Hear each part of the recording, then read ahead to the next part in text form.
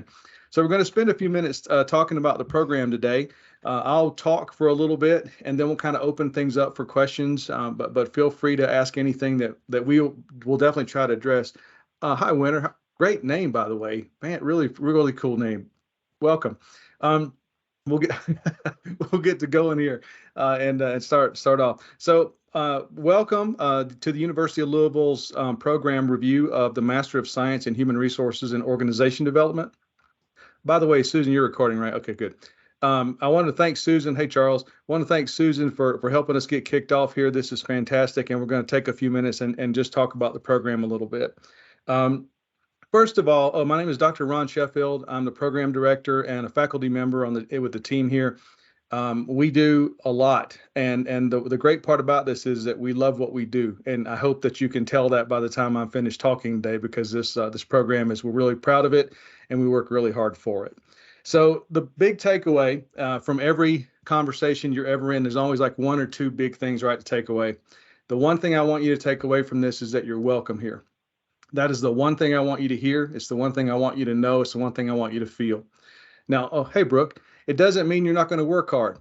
You are going to work hard because this is a good college. And because of that hard work, you're going to end up with a degree that you're going to be incredibly proud of. So I just want you to know everything we say, hey, Daniel, everything we talk about is going to be specifically in that tone the whole way through. So you're welcome here. We welcome your questions. We welcome anything you have to involve and engage in. And most importantly, we want to help you learn this process. All right, a couple things to get going here. Susan, if you could start us up with the presentation here, I'll start running down the details here. If you could pull it up.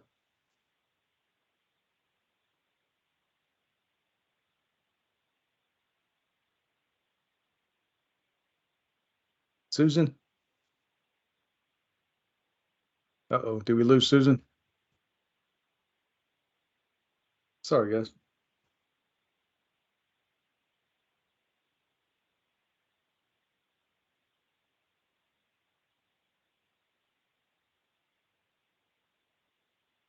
Ron, I'm here. I apologize. I'm not sure what's going on with the slide deck. I've got it on slide 2. Yeah, let me. It's just not presenting, Susan? Yeah, got it. Okay. So the translation to this is that Susan broke the interweb. That's pretty much how this goes. And there's a lot in that statement, right? It really kind of oozes my age, which is 29 clearly. And I've been around since long enough to know that this didn't exist. But you guys haven't. You're all literally in your early 20s. I get that. So, but I'm not. Why aren't you? I don't know. I ask my wife the same exact question all the time, and she just grins at me. Kind of like Winter's doing right now, grinning, going, "You're old." Same exact look, the same look. Oh, it's all right.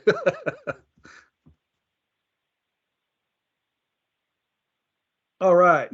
Susan's got us going here. Fantastic. So that's perfect. Right there is great.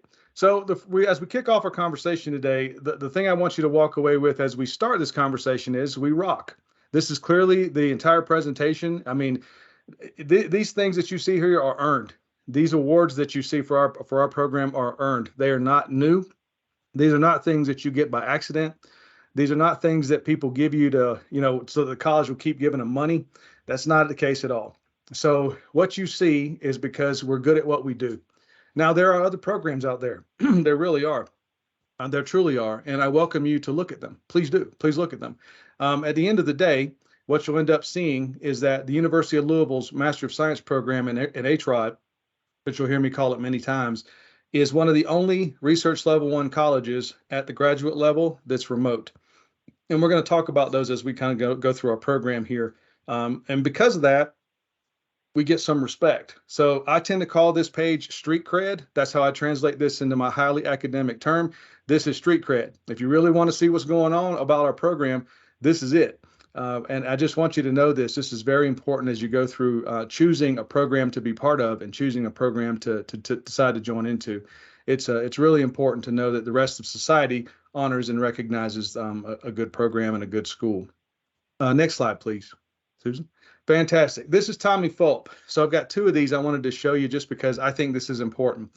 Tommy is a current student in our program. He is a fantastic student in our program. Now, what's the difference between a fantastic and a normal student. Well, first of all the students are fantastic, but some students go above and beyond and they reach out and they connect to their professors and they make a conscious effort to really kind of, you know, what's the term? Lean in. That's the one that somehow became popular in the last 20 years. So that's a good one. I don't understand it, but because leaning out is bad. Anyways, so let's assume that Tommy's an engaged guy. He truly is. So Tommy's perspective on this was real simple when he joined. By the way, Tommy is he's a big wheel for a major a car sales center, multiple locations all throughout the southeast part of the country. Tommy helps run their HR. I actually think he does run the HR, but just a super, super, super nice guy. His takeaway here is that you get an opportunity. You can read his words. You gain a seat at the table. This is the truth. The bulk of the people that go through our program, not all of them, but the bulk of them are mid-level career people to senior level career people. Some are a little younger, and that's okay. But most tend to be in that mid-level career or senior level career part of their portion of their lives. That's important because what that tells you is that, listen, if you're trying to get some support for your next career move, which, by the way, I noticed, by the way, Winter, I'm not picking on you, I promise. We have a lot of military men and women with a tremendous amount of respect. Same thing, Patrick, I heard you mention that earlier. So the decision becomes, what do I do next? How might I go about that? Whether you're military or not, the decision is typically in a graduate program, what am I going to go do next? Well, nobody can verbalize this, or at least not many of you are going to verbalize it. And it's going to pretty much be like this. What am I going to do with my career? Do I like what I've done in the last 10 years, last 10 to 15 years? Am I where I thought I would be? Graduate school tends to be, that's an internal question that many people have at this point in our lives. They tend to ask, am I where I thought I'd be? And sometimes if the answer to that is not entirely or no, you begin to look for places to continue your education, to continue learning. Now, I'll mention this many times, and as we stay together, if you decide to join our program over time, many things will happen. You'll hear me repeat myself because these are worth repeating. Graduate school is not undergraduate school. These are very different animals. They require a very different level of commitment on your part. Very different. What you do in graduate school is read and write. Now, I know that sounds simple, and you're like, duh, of course you do, you're in school. But no, it's a lot. There's a lot of reading and a lot of writing. That's the difference between undergraduate and graduate. In your undergraduate courses, you'll have 1 or 2 classes that are heavy in writing, maybe 3 or 4, maybe depending on your program. In graduate school, everything is writing, especially in the social sciences, which is our program is a social science degree. All right, I'll keep running my mouth, and please keep your questions. I promise you we'll come back to them here at the very end. I'm happy to answer any. All right. The University of Louisville, oh, next slide, please, Susan, is research level 1. Research level 1 means, and if you don't know what that means, it's okay, because most people don't know what that means until you go into your graduate school. Please pull up Google and type in research level 1 institutions or research level 1 universities. And you're going to see a list, several lists. And I want you to find the University of Louisville on that list. And then I want you to look around it and see the colleges that we keep the company of. It's no small thing. It's very cool. They're well respected universities across the world. What that means is that our institution spends a tremendous amount of time producing very, very, very high research production. We teach research. So what we're going to teach you as you go through this program and help you learn is the proper way to do research. Here's how not to do it. So, okay, let's do a scenario. Your significant other says, hey, what do you want to do Friday night? Well, let's go to a movie. So you do what all humans do now. That's not fair, but pretty much true. You hop on some kind of device, right? And you say, Google, movies out in my area, right? You find the movies out. That's not research. It's not. I know it sounds like it because you're like, well, that's what I do because I'm looking up stuff. In an academic setting, what we teach you how to do is to go into a library system and you pull up peer-reviewed sources, actual peer-reviewed sources, peer-reviewed meaning a peer reviewed that work. That's important because what it means is it means that your words are powerful. That's what we search for. We're looking to help empower your words. Your presentation of the world and the questions that you're asked, they're going to change when you go through your graduate program, whether it be here or anywhere else. They're going to change because people will ask you different questions and they'll expect different responses from you because you have chosen and you have been chosen by the community at large to learn a little bit more information down a particular niche or particular specialty area. All right, next line. We are actually everywhere. We're currently, as you can see, in 35 states and multiple countries across the world. The countries come from our military men and women who serve for us and travel. They get deployed. They're able to continue their classes. Now, one of the questions I get quite frequently is, Dr. Sheffield, I'm in Dubai, I'm in wherever I am across the world. How am I going to join a class at 3 o'clock in the morning? Well, my response to you is figure it out. You can do it. I know you can because you got to come. You got to show up. So that's the difference, right? Because we're an actual research level one institution and we want you to be part of it. We need your brain. We need you. Graduate school is about studying with other people. It's about learning from your peers. It's as much about listening to us sometimes as professors talk about the topic as it is about hearing from your peers. The connections you make in graduate school, whether they be virtual or in person, you will keep likely for the rest of your life. These are the people, when you go to class, who will give you references in the future. These are the people who will say, listen, I've got a job that just popped up and I know you. We've worked together on several class projects together. I think you'd fit great in this. That's how this works. And this is the time of life when this occurs. Our faculty, we are experts in what we do. We truly are. And we enjoy what we do, which is the standout, I think. And it's the big picture as you walk away from a lot of these conversations. All right, next slide, please, Susan. This is Sally. Sally just graduated recently. And Sally is also one of the students in our program. There are many, by the way, there are many. But Sally was one of the students who made an active intention to reach out to her professors. And she really became part of us. We helped her. We were in different projects with her along the journey. But this was from Sally. She made this choice. She reached out to us and did this. And as you can see from her words, our entire program tends to be warm and supportive. Now, does it mean that we're always warm and supportive? No, it just means that we are warm and supportive human beings and we really want you to learn. We do make mistakes, right? But we do support your journey the whole way through. We really do want you to know that we care about what you're doing. We understand where you are because most of us, like myself, worked a full-time job, 50 to 60 hours a week easily. I was married. I've been married for a long time to my wife. We met when we were 13 years old, by the way. So that's, man, she's tolerated me a long time. So, and I've got 2 daughters. I had a dog and a fish. And by the way, all of them were female. So I was the only guy. I spent a lot of time in the garage. Oh, that's another presentation. So next slide, please.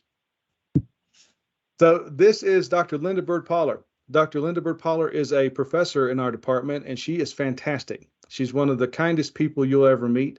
Her research study is on organizational trauma. That's what she does. Her entire research arm is understanding the idea of what a company goes through, an organization goes through when it has to deal with trauma. And that can be from many facets. She actually just published an incredible book on this. So we're all really proud of her. Let's talk about the actual curriculum on the left here of your slide. There are 11 courses in our program, 11. 6 of our courses are called core courses. That means that everybody's going to take those 6 courses. And then you're going to choose from 5 different electives as you go through the program. Now, you may think to yourself, 11 classes, how long is it going to take me to do that? Typically, it takes about 18 to 24 months to finish. It really depends on you. If your pace is one that can handle a little quicker, we will support it. In some cases, most of the time, we'll talk about this more in just a minute, we ask you to take 1 class every 8 weeks. So our classes are 8 weeks long. If you hear the word semester, it means 16 weeks. That's what it means, typically. And that 8-week period, the first 8 weeks, you take 1 class, and the second 8 weeks, you take another class. So that's how we break it up, but I'll talk about that a little bit more in just a second. But I think the big takeaway here is that our program goes very, very, very fast. So you have to be prepared. You have to take time out of your day. You have to tell your family and your loved ones around you and the people that care about you who want to hang out at 7 o'clock at night. Listen, I got to study. From here to here, you carve out time for yourself every night and you close the door, you turn your phone off and you read. That's what graduate school is about. And that is, by the way, a key ingredient to succeeding in graduate school. That is different than undergraduate. Undergraduate, most of us could literally not do a whole heck of a lot and then at the last minute get your stuff done. And then you're like, oh, I did it. Yay, I made an A. That's not graduate school. That's not, it's not. Graduate school is you do a little bit every day along the journey, and that's how you succeed in it because there's a lot of data coming at you, and we want you to succeed. Next slide, please, Susan. So this is Dr. Sharon Carrick on the right. Dr. Carrick is what I continuously and will forever call the boss. Dr. Carrick has rang the bell on Wall Street multiple times. She studies entrepreneurship. If you ever get a chance to run across Dr. Carrick, you'll never forget. She's one of the coolest people you'll ever know, and she's just forgotten more than most people carry around knowledge in their head today. She's just a brilliant, brilliant person and just as kind as you can imagine. All right. I'm going to go over these boxes on the left so that you can kind of have an idea of our program at a synthesis level. We built our program, by the way, which is almost 40 years old now. Yes, 40. You'll notice I didn't say we spun up because COVID happened. Nope. We were doing this long before anything happened. And we've addressed that. We've moved over time, right? We've adapted and moved, and our program has grown over time, as you might imagine, from just paying attention. And we built our program to maximize the flexibility for working adults. Now, what that means is that you still have a lot of work to do. You're going to do a whole lot. I don't want to ever diminish that and let you believe that this is going to be quick and easy and you spend 30 minutes and you're done. Oh no, there's a lot of work involved here. But our whole program is built so that you can have some flexibility in your life. Going down on the left-hand side, our courses are now asynchronous. What does that mean? By the way, nobody really knows that word. Who would pay attention to that word unless you were in education? The difference between he's grinning. So synchronous and asynchronous. Asynchronous means that you don't have to be at a particular place and a particular time to get through our program. You don't. So the traditional college course is you show up at, 6 o'clock. We'll make up a different one. 7 o'clock on a Tuesday night. That's traditional, and you're walking into class and you're meeting people. The way our program is set is that we have optional meetings. You don't have to come to them. We recommend that you do, only because you'll learn a whole lot more and you'll make more connections. But most of our classes are asynchronous. Now, the work is not asynchronous, meaning you have stuff due every week. So every week you're going to have things due. So you can't bunch it up at the end. You have stuff due every single week along the journey. But meeting with the rest of the class and the professor is asynchronous. You don't have to show up at that particular time. I record them, we all record them, and we put them out there for you to be able to see when we do meet. Bottom left-hand side there, our classes, we have what's called a HAT, H-A-T. So if you can imagine putting on a hat, it stands for Hallmark Assessment Task. And that HAT assignment is basically fancy for a big paper. Okay, that's what it stands for. HAT equals big paper. But that big paper is a synthesis of everything that goes on in the class. Many of our HAT assignments, every class has one. Many of our HAT assignments are group oriented, meaning you'll be in a group and the group will divvy up the parts of the HAT assignment and each write a different portion of it. Then you come together, you talk, you synthesize, you decide, hey, what did we find? What did we see? How do we address it? Pull the paper together, and that's your assignment. And then all of you turn in that version. Some of our HAT assignments are individualized, where you'll work on it on your own. It depends on the course. Each course is a little different when it comes to that. Upper right-hand corner there, our classes, as I mentioned before, are 8 weeks long.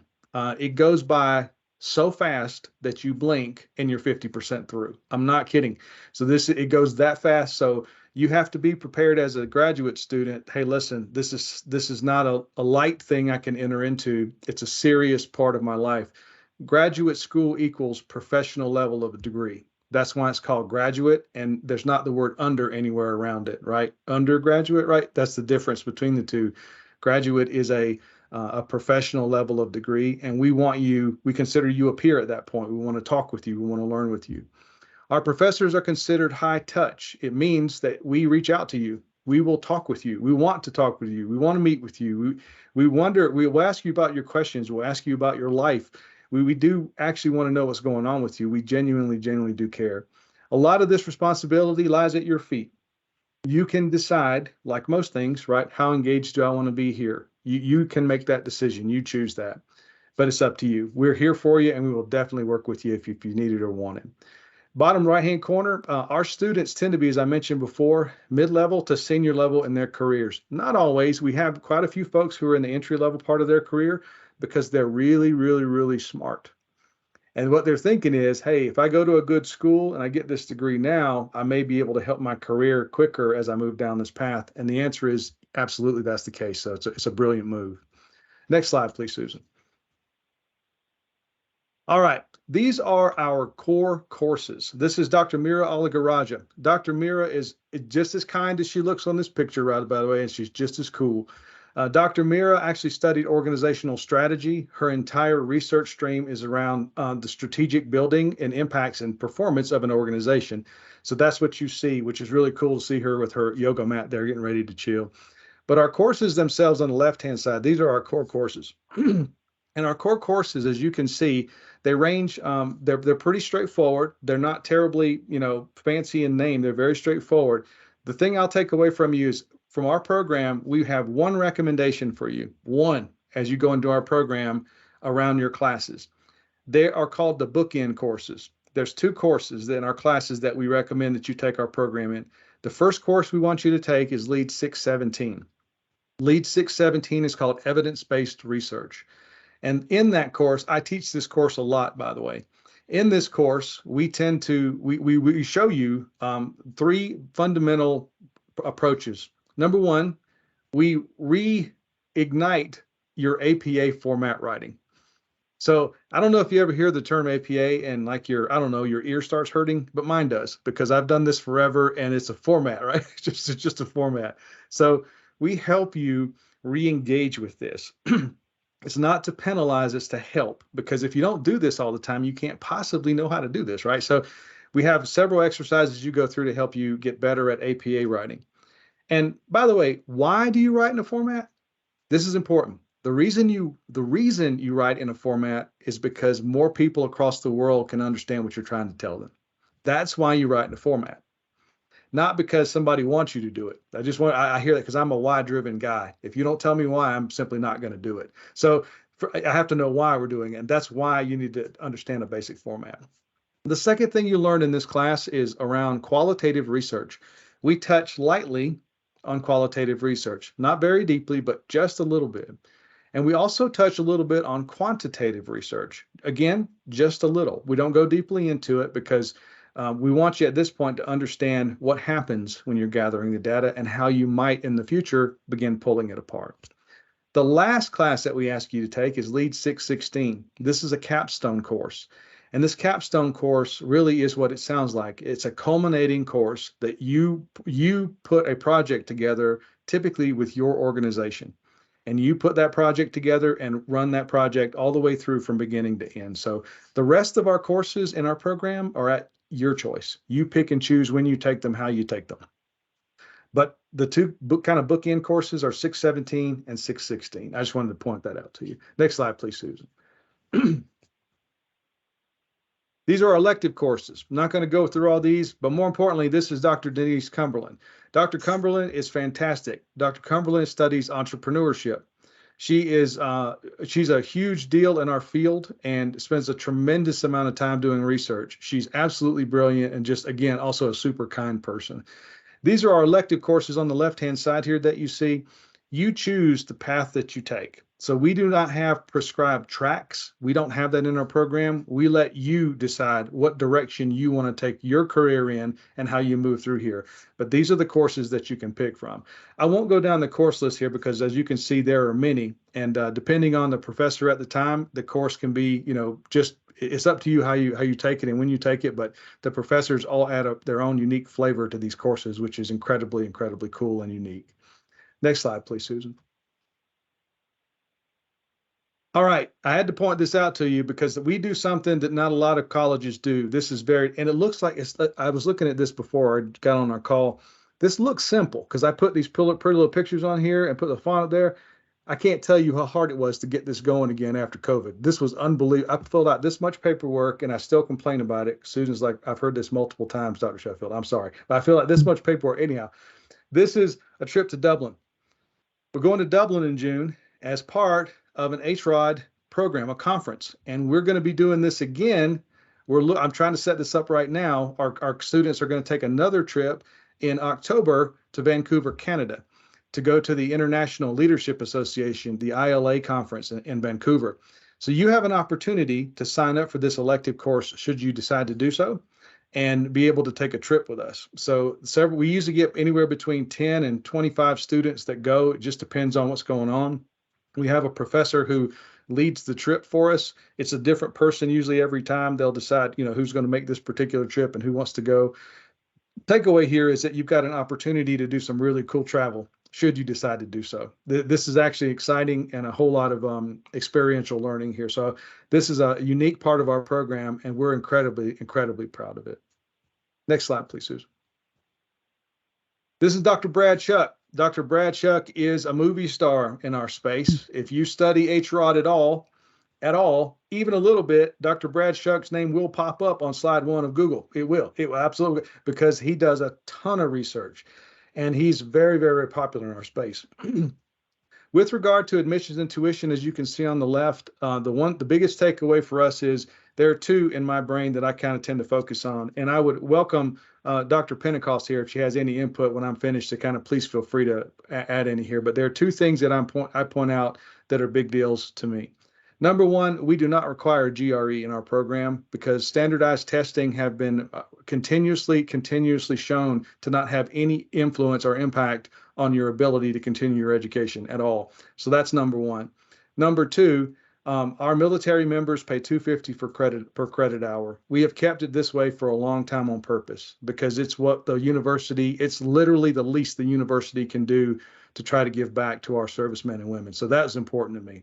So the rest of this is very important, but I just want to point those two things out because I think for me, they're real important. Dr. Pentecost, anything to add, please? I'm sorry to put you on the spot there, but if you don't, we can just move right past it. Yeah, I'm getting ready to pop into the chat the link to our scholarship. The College of Education has scholarships for our students. And so I'm going to pop that link in. It'll tell you what the dates for the deadlines are. And you would apply for the CEHD Human Development Scholarship application. And so we give out scholarships for summer, fall, and spring. So feel free to take advantage of that if you need to. Excellent. Dr. Pentecost, thank you so much. All right, so that was the cover here. One more slide, please, Susan. I think we're kind of at the very tail end. Okay, we had to put our mugshots on here. So as you can see, Dr. Pentecost is the boss. She runs the show. Sarah is brand new with us. Welcome, Sarah. I'm now, yes, I've already bugged her. I bugged her yesterday, by the way, Dr. Pentecost, and she immediately thought, Ron, please stop bothering me. I think she blocked me on Teams. I don't know if you can do that, but I think she did. And Susan is marketing and recruiting. I'm joking, by the way. Susan is marketing and recruiting. The reason everybody's on this call today is because of Susan's good work. So thank you, Susan. And by the way, the rest of our Delphi Center who've done a fantastic job putting these together. So thank you very much. And then myself. So a little bit about me. I am Native American. So my tribe is in Southern California. We've been there for a short 15,000 years. So more street cred from a different conversation in a different lecture. My particular understanding and my dissertation, my research is around organizational identity. And I do a little bit of work in entrepreneurship. So I happen to really love the identity space, and my research tends to head down that path. All right.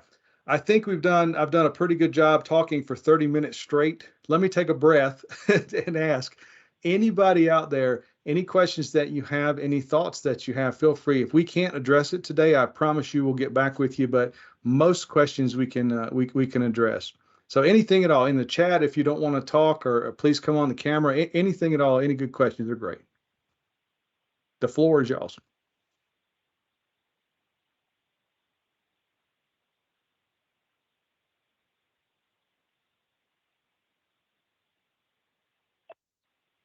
Sir, this is Winter Ray.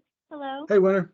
I do have a question. You have a lot of really interesting electives, and I was wondering, do you have a suggested pairing for if I did want to take two classes at the same time, if any of them kind of fed off of each other, if they worked well together?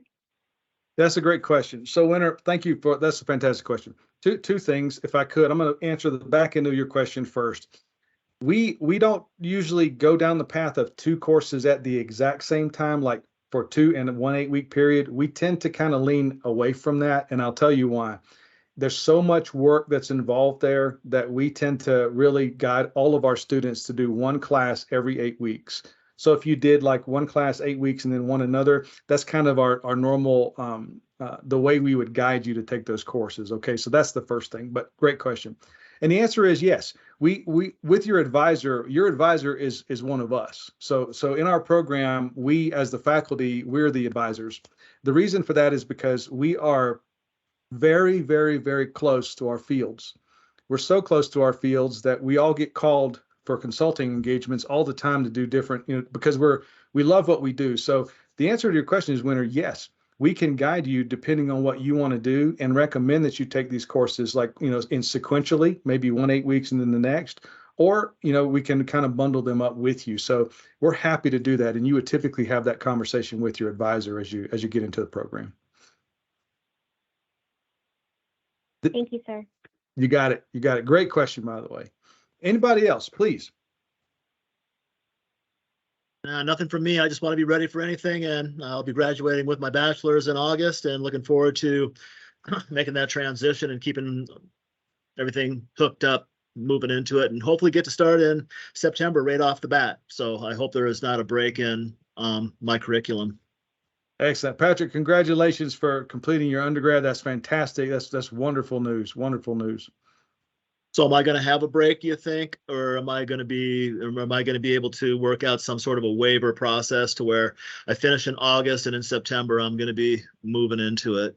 Do I have that to look forward to? I think what the smartest direction there would be, Patrick, is we obviously couldn't commit to any of that, right, without paperwork and completion. But you have to have your program completed, your undergraduate completed to typically get into a master's program. But that would all be handled with you in the registrar. You'd be able to go through that, and I'm sure Dr. Pentecost along this journey could provide a little bit of guidance as well. But yeah, we'd have to get into the formal application process to be able to answer that, I think, with any accuracy level anyhow. What do you think the timeline would be then? Would it be 2024 in January, or do you think it would be a second half for 2023 for that second 8 week? Yeah, I can't answer it. I don't know. Again, that's a formal application process part for you, Patrick, for us to be able to know. I missed the first part of that question. So can you say that again, Patrick? I was working on the international component, so answer, and I missed the first part of your question. So, and it sounds like it might be something I could answer. So could you state it again, please? I apologize to everyone else.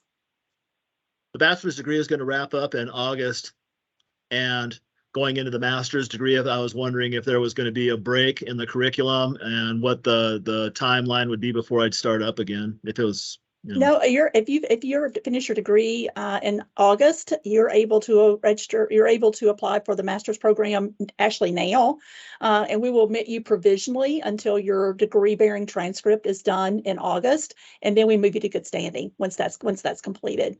So it's seamless. You'll be able to step right into the master's program starting in the fall on the 21st of August.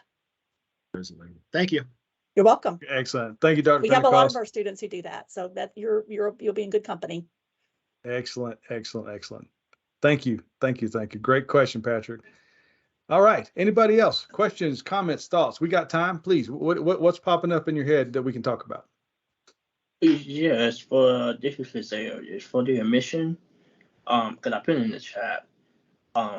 Due to the low GPA and you have a year's experience, working experience, how the committee would judge on that based on the admission part? I was just reading your question there, Lazarius. So we have a process that you would go through if your GPA doesn't quite make it, and you'll go through the formal application process. And what they'll do then is that you'll basically have a great conversation with me, so you get to hear my voice again. So we'll talk about this a little bit. We'll work up a game plan, and I'll ask some good questions, and we'll have a great conversation, and then we kind of move forward from there. Okay, thank you. Yeah, we do have a process for that. We have a committee that reviews those applications, and they look at applicants holistically. So especially, be sure that the other parts of your application are strong. Your reference letters, your all the other materials that you submit, just make sure you've got those in good order, so that the committee can review those and make a admission decision. And we're able to do that even if the GPA is slightly below what the recommended cutoff is. Excellent. Thank you, Dr. Pentecost. Great question. Great question. All right. What other questions, thoughts? We actually get that a lot because, I wouldn't say a lot, but we have, sometimes our undergraduate careers didn't go like we were, that we would liked. Maybe we were young or inexperienced, or life happened while that was going on. I was talking to a student the other day. I think he spent most of his freshman year snowboarding, and he did not do a lot with his coursework, and so he paid a price for that at some point. But since that time, he's gone on to do some wonderful things and great things in his work and in his career. And so we don't hold that against you if you had a rough start when you first started in your undergrad. And so we're happy to help students who are now at a different place in their life to be able to continue on. Absolutely. Well said. Well said. All right. So when you come out of this master's degree program and you've got your master's, then I mean, is the international prospect, is that something to really look ahead to? I mean, as far as military installations, you name it. So, I mean, I'm on USA Jobs. I see a lot of positions in the GS 10 to 15, whatever the case may be. Is that something that plugs into the HR and this, in the program that I'm going to be going into now? So is there going to be a lot of prospect for international assignments and doing that type of thing worldwide? I think I got your question, so pardon me if I missed it here, Patrick, but the opportunities when you get a master's degree definitely do open up. That you do get more opportunity, right? And different parts of the world do have a different view and lens on research when it comes to, especially an R1 school and having a graduate degree. So yes, your opportunities do open up for sure. There's something that I think would be important because of your question. We've got an entire arm of our college that really works with our military men and women, especially when it comes to placement in the future and being able to make great connections for you, Patrick. Once you're in the program, I can connect you with those people. Those folks actually would probably be the right folks to help you kind of begin to really think about. I mean, we can too, but it's a very different level, especially if you're going to be talking about staying in a government / DOD environment to be able to provide support internationally. So we can put you in contact with folks who do that, especially we have fantastic connections with Fort Knox right now. So we've got a huge opportunity there, and I'll connect you with those folks. They can give you a better answer than I can. They're the ones that got me into the program, was in Knox. So excellent. Thanks. Excellent. Good. All right, cool. Thank you. All right. I saw that for two different start dates. I think one was August and one was October. Is there a difference between what's offered on those start dates? The classes, yes, different classes are offered at different times, Charles. So what you'd want to do is as you go to register for your courses, you'd want to see what's offered when. And based on how you decide to take it, what courses you want to take, you would pick your courses at a different time. All of our courses are not offered year round. So some are offered only in fall and spring, and some are offered in summer only. It just depends on the classes themselves. We've tried across the years to make sure that these courses are available as often as they can be. We've done this, as I'm sure you can tell, we do this a lot, right? We see a lot of great students come through here. So our patterns of our courses are set up pretty well. But the only real difference between when you start may be the class that you really pick up from day one. Yeah, it looked like there were two fall start dates listed, one in August and one in October. Is that accurate? That's right. So our classes actually have, there's 2 8 weeks, so it's 16 weeks, and then there's an 8 week here and an 8 week here. So you can start at the top of the semester right here, or you can start in the middle of the semester for the second 8 weeks. It really depends on your admissions process. Okay. And then I'm looking at going into public education. Are any of the electives education centric? I don't know if public education, there's another department we have, which is our higher education space, that are specific to higher ed and K-12 teaching. So that might be a direction you might want to look into as well, Charles. The folks that come through our program they tend to be organizational leaning, meaning not the K-12 space, but adult learning space, the andragogy space. So that tends to be the space that we go down. But if you want to email me, Charles, I can connect you with the folks who actually, maybe if you're going to go into that K-12 space and stay there, we might want to talk about putting you in a curriculum and a path that would maybe suit a little bit better. But I'd need to learn more about what your direction is to kind of help you there. Great question. I have one more question. Please. Tuition. Can you compare the tuition from other universities? I see it is affordable, but can you just compare with other universities tuition-wise? Dr. Pentecost, do you have any? I don't have any knowledge of competing universities when it comes to tuition. I'm sorry, I don't. Dr. Pentecost, do you have more data on that than I might? I don't have it at my fingertips. No, I don't. I know we're competitive. We have students from all over the country, so I guess we must be competitive because we have a lot of students. Yeah, Dr. Sheffield, I have looked at other universities, and we are extremely competitive when it comes to a tuition. Yeah. Excellent. Thank you, Susan. I'll also, Lazarius, that's a great because question. you're taking these courses in an online format, there's no like residency requirements. So like out-of-state tuition that often really pushes the prices up at a lot of institutions. So you pay the on-campus rate to take the online classes. So it really is a real bonus that there's no out-of-state tuition or non-resident tuition as a part of this.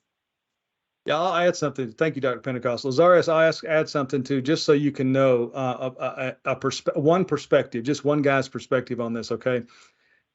The tuition is very, very important, right? The money that we pay to go through this is critical because we all have to, it's an expense for all of us. There's no doubt about it. You've got some kind of expense going through at higher education, no matter what. Here's the takeaway from my brain. When you finish your undergraduate program, the first thing people ask you is, what did you take? The first thing that you walk across, they go, ooh, what did you take? What did you study? What did you do? That's the first thing that people ask you. The first thing that when you finish a graduate program, the first question you get is not what did you take? It's where did you go? So that's what I want to point out to you that's real important here. The first question you're going to get when you finish your graduate program is where did you go? You've got to pick a school that is a respected school that can help you. And so you'll hear me talk about that. And I started us off with a research level 1 on purpose. This is a good school, and we're proud of that. So just as you go through that checkpoint in your mind, how do I do this? What choice do I make? Just please remember those two things, right? The first thing in undergrad is, what did you take? The first question you get when you finish graduate school is, where did you go? So those are, it's a little thing, but it means a whole heck of a lot as you're going to build your career out for the future. Great question. And the reason why I asked that is because I'm trying to figure out from my future standpoint where everything we go to. So that's the reason why I asked that question. That's a great question. It's a great one. Yeah, thank you. All right, let me open it up. The rest of the team here, questions, comments, thoughts. We've got a couple minutes left here. So please, anything you got. Nobody's going to have to ask me where I went to college because I'm going to have the headband that says Louisville with a cardinal on it and tied in the back. And they're not going to have to ask me where I went. Same, Patrick. Absolutely. All right. Anybody else? Questions, comments, thoughts? Last time around the team here. Anything at all? Anything we can help with? Thank you for having. Question. Oh, there you go. Okay. Do you all have advisors that students can meet with to help decide what courses would fit with their career that they're in? Like I'm with a fire department. Some of the HR business classes wouldn't pertain to us, but I know if you all had advisors that could walk me through what courses would actually benefit me. Yeah, Jennifer, that's a great question. So in our program, your advisor is a faculty member.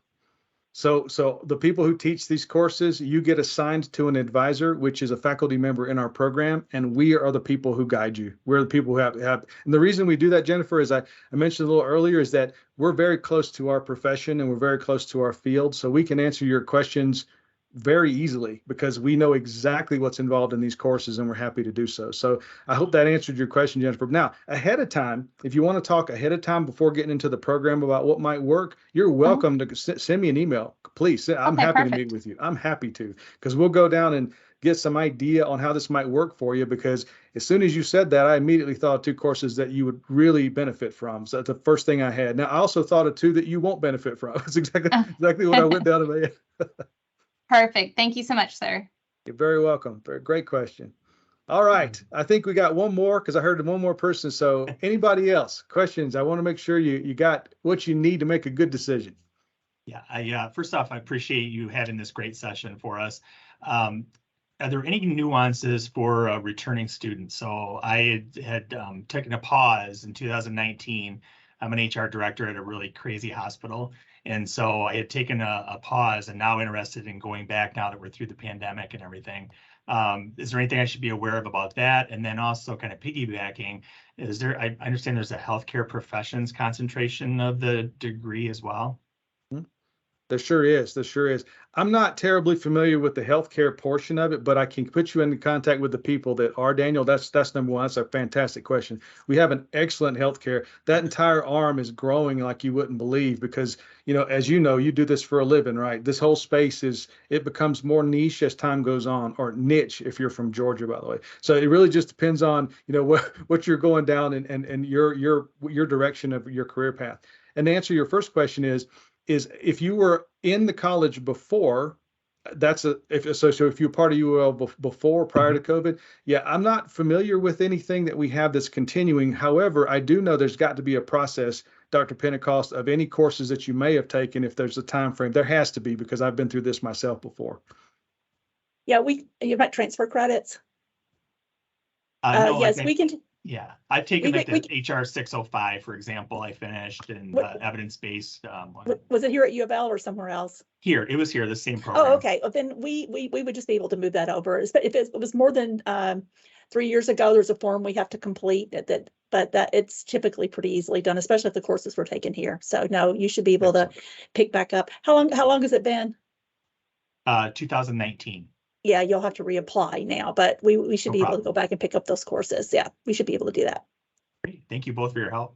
Absolutely, Daniel. We look forward to you coming back. That's fantastic. You've already got, in my brain, if you take one graduate class, you literally got it because there's 11 of them. Really, like if you've done 2 of them, man, you're just rolling. You can just move through real quick. So great choice, Daniel. Thank you. Absolutely. Charles, you had a question. Yeah, on the slide, it said that most courses were asynchronous. Are there times when you will have to be online? Because I'm trying to juggle a full-time job and that's really my determination point, is I'm trying to decide if I can do this while working full-time. So absolutely. How much obligation is synchronized?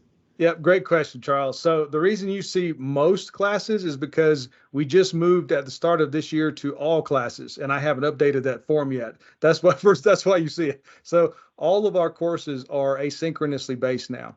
Now, what that means, Charles, is that we will give you the option. So for example, my courses, I'm teaching 2 courses right now, and they're 8-week courses, and I meet with my class every 2 weeks.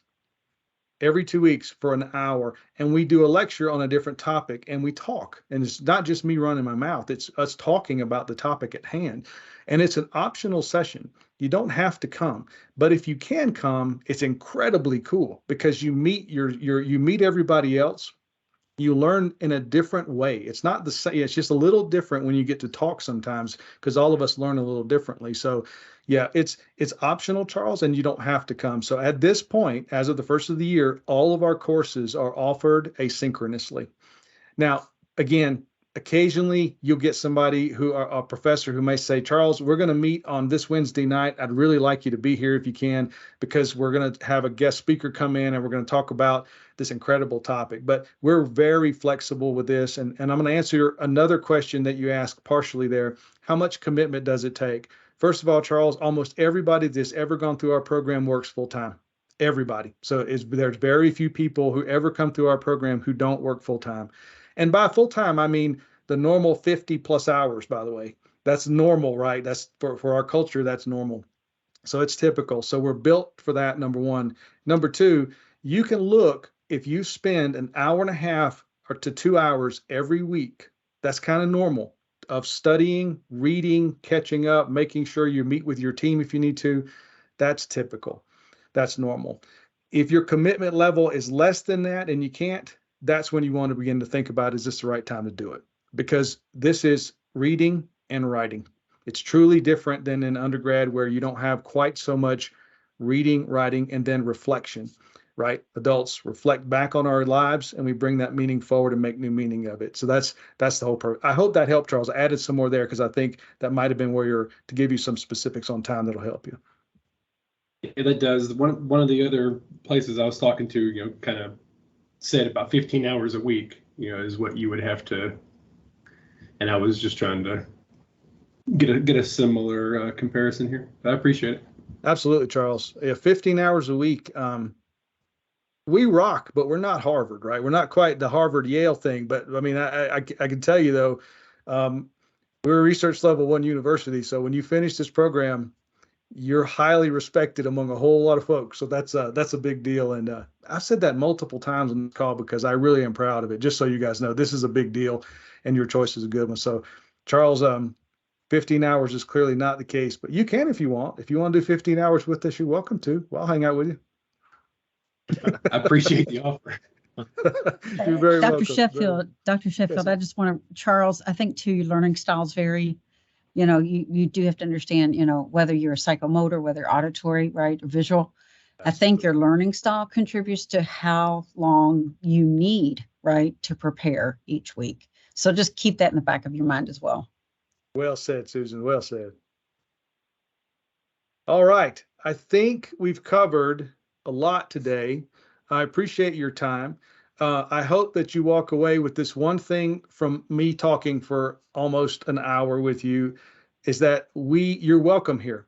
You are welcome at this university. We want you to be here if you're ready to do this hard work. Good hard work, by the way. So we want you to be here. We will help you the whole way through. We'll support you through your entire journey, and we'll be incredibly proud of you when you walk across that stage and get that graduate degree. So that's real important. I just want you to know that. Anybody who has additional questions or thoughts that maybe you didn't want to speak up, you're welcome to email us. We'll address as quickly as we can. We're all of us are incredibly responsive to what's going on in our program because we care immensely. So you reach out if we can help you. My phone, I always tell my students, I know I'm 29, but I don't do the whole typing 4 paragraphs on this thing. So call me. You can call me. I'll talk to you. We'll have a great conversation about your program. I promise you we will. And that sounded really old just then, but it's so true. So don't hesitate to reach out. I'm more than happy to help you. Other than that, have a great day. And thanks for coming today, guys. Thank you. Thanks for having us in your house. Thank you. Thank you.